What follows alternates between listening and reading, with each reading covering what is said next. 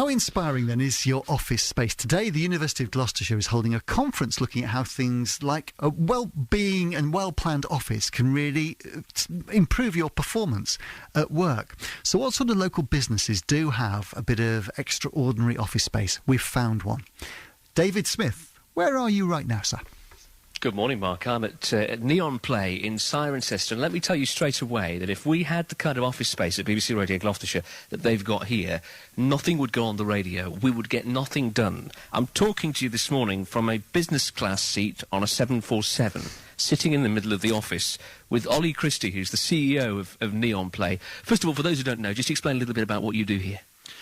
Morning, David. Neon plays a mobile game studio, so we make games for iPhones, iPads and Android phones. We've had games like Flick Football, Paper Glider and Traffic Panic, and we've had over 55 million downloads of our games so far. Right, and you'll put a lot of that down to the fun and creative environment your people can work in. It's hard to describe. It's 2 floors here, and we're sitting on the first floor, which is as close to a conventional office as you'll get in this building. There are PCs down one side and down another side, and in the middle are the 2 747 business class seats, an Xbox here, a bouncy ball, a beanbag, a TV, a DAB radio, and down below you've got pool tables and table tennis tables. Where's this inspiration come from, then?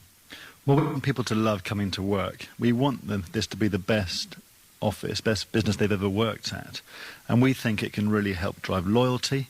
We think it can help drive productivity as well. I think you get to lower sickness levels. If people are a little bit ill and they like, oh, can I be bothered to come to work? I think if they love coming to work, there's more likely that they will.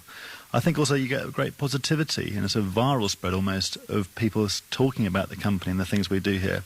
You know, we've had people who bring their parents into the office because they're proud about the place where they work. And we really want people to love coming here. So I can come to work and have a game of pool then? I mean, am I going to get much done?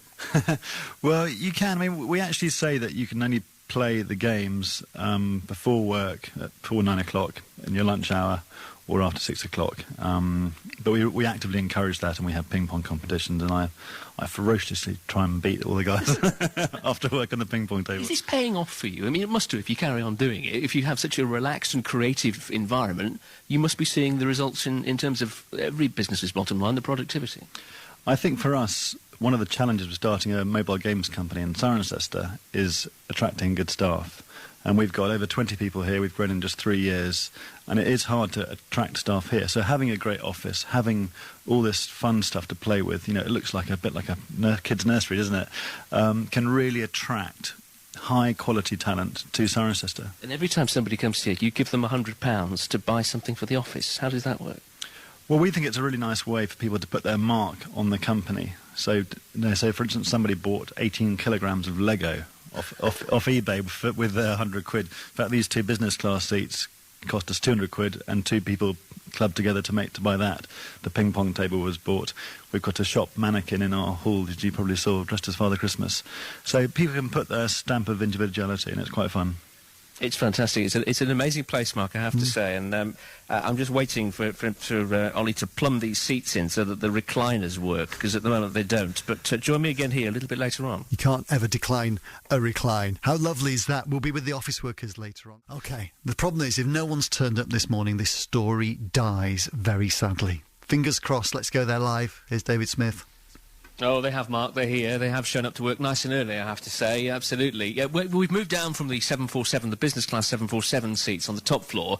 I've come down to the bottom floor where we just have the table tennis table, the darts table, the table football and the pool table. Just a few of the things to inspire those who are here. Chris, Matt and Oscar are with me. Morning, guys. Morning. Nice to see you. Chris, how long have you been here? I've been here for just over 3 years now. Right. And what's this like, if you've worked anywhere else, what's this like compared to other places? Well, this is actually my first studio job, so I used to work at freelance and so on, but yeah, so I've been here for 3 years, my first studio job, and you know, it's just a great environment to be in, really. You know, you meet people, you get to do loads of cool things. We've done, you know, loads of activities which I never would have done before that. You know, we go go-karting, we've been clay pigeon shooting, all sorts of things like that. So, yeah, it's great, and, you know, I've just become better at a job in an environment where I'm with other clever people, so... Fantastic. Matt, we're leaning against the pool table here. This must be quite tempting, because I know there are strict rules on when you can use these things and when you can't, but the temptation must be overwhelming. Yeah, I mean, you've got to be kind of responsible with it. You know, we're here to do a job. These things kind of enhance that environment. no one really takes the mickey and comes down and plays, during the day. It's kind of an after work, before work, lunchtimes thing. Occasionally we'll have a tournament, something like that, on a Friday. We're very lucky. Mark and Ollie take us out for drinks on a Friday, so we go out for a kind of en masse lunch. Drinks provided for free, so that kind of helps that team spirit. And all this kit, the table tennis, the pool table, the table football, the Xbox, the airline seats upstairs, does it do the business in terms of what the bottom line is, in terms of productivity, in terms of, getting the best out of you guys? Yeah, I think it helps with creativity. I've worked in much more corporate environments, with kind of button-down collar, shirts and ties, that kind of thing. It's much more open here, very kind of egalitarian. Everyone can kind of work with everybody else. You get to work with people you might not normally have worked with in a kind of more traditional job. So it adds to the fun, but also it helps with the creativity, definitely. What about you, Oscar? You concur with all that? Yeah, completely. We work in an industry that's known for being quite stressful, and so having all of this stuff really helps us deal with that, to be honest. And it's just good, as Matt was saying, for team bonding, although I always lose at all the games. Not going for team morale? No. For team bonding, we're not going for your morale. It's great for everybody else's morale, just not my own. So you say this is a heavy stress industry. Yeah, You've got 9 till 6 here. That's slightly longer than your average day, but there's a bit more, there's an element of fun involved here. Yeah, completely. A lot of our industry, they might work maybe an hour shorter max. Most actually do work 9 to 6, but there's a lot of overtime. So when you've got bits and pieces like this where you can actually enjoy yourself after hours, it's like a sort of massive boon. And you get to do other things after hours as well. Yeah, Tell me what you're doing tonight. So tonight the company actually donates a percentage of all their profits to charities. So one of the charities we're working with this year is called CHIP, Cirencester Housing for Young People. So tonight we're doing a fun run around town. We're going to go collect money from houses, see how much money we can raise for CHIP. So I'm going to be dressed as Santa. So if anyone sees a Santa walking around Cirencester, don't be too scared of me and come and help donate. Yeah, don't be scared of him. Look out for him and put a few pounds in a bucket. Yeah. Yeah. Good to see you guys. We'll let you get on with your working day. So there you are, Mark. I have a hunch that if you and I happen to be in this building trying to make a radio programme, nothing will get on air. We'd play some footy though, wouldn't we? Fantastic. Yeah, David, thank you.